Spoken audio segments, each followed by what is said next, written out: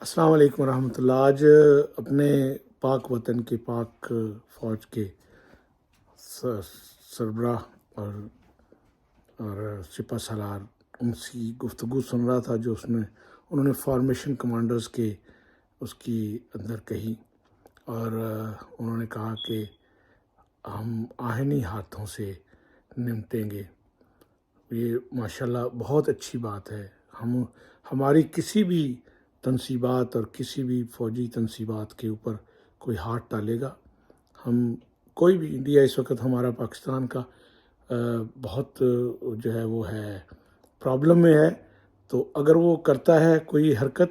تو اسے یہ معلوم نہیں کہ پاکستانی قوم جو ہے نا ایک انقلابی قوم ہے۔ انہوں نے بھیک میں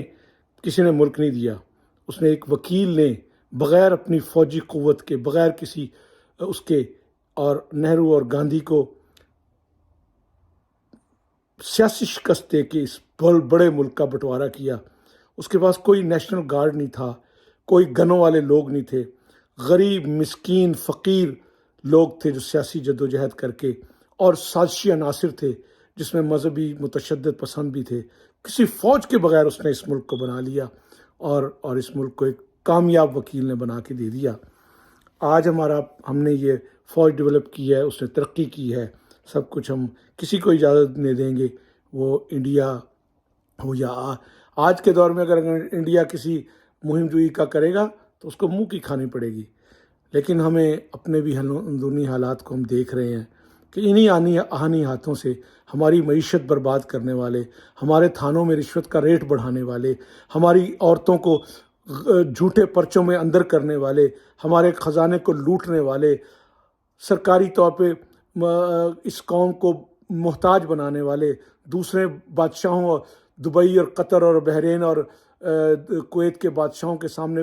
کشکول لے کے ہمارے فوجی سربراہ سے لے کے نیچے تک پھرنے والوں کی حالت کہاں تک یہ کون لے کے آیا ہے۔ اسی طرح یہ ہمارے وہ لوگ جو محتاج ہو گئے ہیں، عدالتوں کے فیصلے غلط کروا دیے،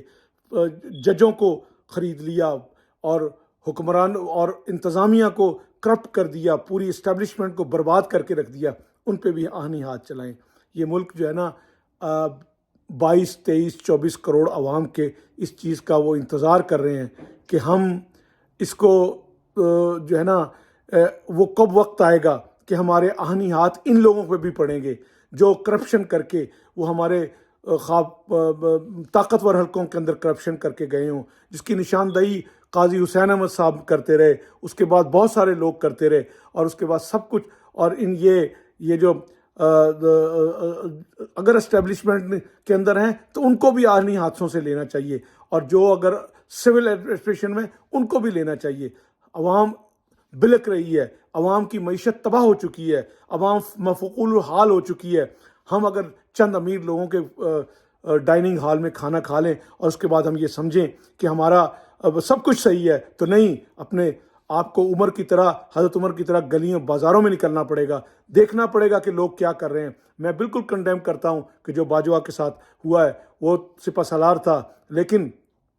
کچھ چیزیں مشیت الہی بھی ہوتی ہیں، یہ محبتیں پیدا کرنے پہ میں راحیل شریف صاحب کی بالکل جو ہے نا تعریف کرتا ہوں۔ وہ اپنے آپ کو بڑے طریقے سے، کاکڑ صاحب بڑے اچھے طریقے سے اپنے آپ کو یہاں سے لے گئے، مرزا اسلم بیگ صاحب اپنے آپ کو بہت اچھے طریقے سے لے کے گئے۔ ہمیں چاہیے کہ اس پاکستان کے غریب عوام جو کرپشن میں بھس چکے ہیں ان لوگوں کو پکڑیں۔ یہ احتساب جو نورا کشتی ہوتی رہی ہے، اس کے اندر یہ کیسز جو معاف ہوئے، یہ کروڑوں اربوں روپیہ ملک کا برباد ہوا، باہر بھی ہے، اس کا احتساب کریں۔ اس کے بغیر یہ ملک چلنے والا نہیں ہے۔ معیشت، مدینہ کی ریاست بنی تو معیشت کو سب سے زیادہ کنٹرول کیا گیا، عدل اور انصاف کو کنٹرول کیا، برابری کو، ایکویلٹی کو، اور ان ساری چیزوں کو کیا گیا۔ ہم یہ گزارش کرتے ہیں، دست بدست گزارش کرتے ہیں، اس کے بغیر کچھ نہیں ہونے والا۔ عوام کو اپنے سامنے کھڑے کرنا یا عوام کے سامنے کھڑے ہو جانا اور اس کے اللہ رحم فیصلے کرنا، یہ کوئی سمجھداری نہیں ہے۔ یہ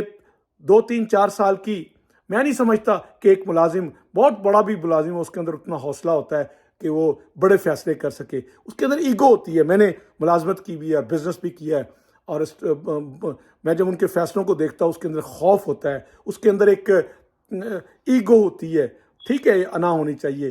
لیکن یہ اتنی انا نہیں ہو چاہیے دستور اور آئین سے بالا ہو جائے اور سب کچھ کنٹرول کر لیا جائے، ایسے نہیں۔ یہ سب ادارے، یہ سب کچھ جیسے اللہ نے پوری کائنات انسانیت کی بنا لی، انسان کے لیے بنائی ہے، اسی طرح اللہ یہ ملکوں کے نظام، یہ ڈپٹی کمشنر ہمارے اوپر حکمرانی کے لیے نہیں آیا، یہ انگریز دور کی تھی، یہ انگریز دور کی فوج تھی کہ جو ہمیں مارا کرتی تھی، یہ انگریز دور کی روایات تھی، یہ تو ہماری حفاظت کے لیے ہیں سارے، اور ہم اپنا محافظ ہی سمجھتے ہیں۔ اور مجھے امید ہے کہ ان کرپٹ اور جو ہیں یہ بد کردار حکمرانوں سے جان چھڑائی کے کسی اور کو بھی دینی چاہیے کہ وہ جو کرتے ہیں، اور ان بیٹھ کے کچھ چیزوں کو اگنور کرنا پڑے گا، اپنی بھی خامیوں کو دیکھنا پڑے گا۔ شکریہ اور اس بات کے ہم سپہ سالار کے ساتھ ہیں، اور ہم اپنی فوج پاکستان تنصیبات، اس کی ایک ایک چیز کی حفاظت کرنے کے لیے جان و مال، یہ ہم نے 65 میں بھی سب کچھ دیا، 71 میں بھی جنگ ہاری ہے، یہ علیحدہ ڈبیٹ ہے، لیکن ہم اس سارے کام کے اندر اپنے فوج اپنے بیٹے فوج میں جانے کے لیے، ہم خود فوج میں جانے کے لیے NCC، جاں باز، یہ سارے کون سے ادارے تھے جو ہے نا ڈیولپ کیے گئے۔ انشاءاللہ مجھے امید ہے کہ ہمارے سپہ سالار، اگر ان کے پاس اختیار آ گیا جو دستوری طور پہ اتنا با اختیار نہیں ہونا چاہیے، وہ ایک آئین کا حصے کے طور پہ کام کرنا چاہیے، انہیں اگر ہے تو ان کو غریب عوام کا بھی دیکھنا چاہیے، ورنہ سالہ سال سے جو سب حقیقتیں نکل رہی ہیں وہ ایک پکا پختہ خیال بن جائے گا کہ یہ ہمارے لیے کچھ نہیں ہو سکتا، یہاں یہ ملک ہمارے لیے نہیں ہے، یہاں کے چھوڑ کے چلے جاؤ تو یہ اچھا ہے۔ ایسی سوچ کو ختم کرنا چاہیے۔ شکریہ، السلام علیکم۔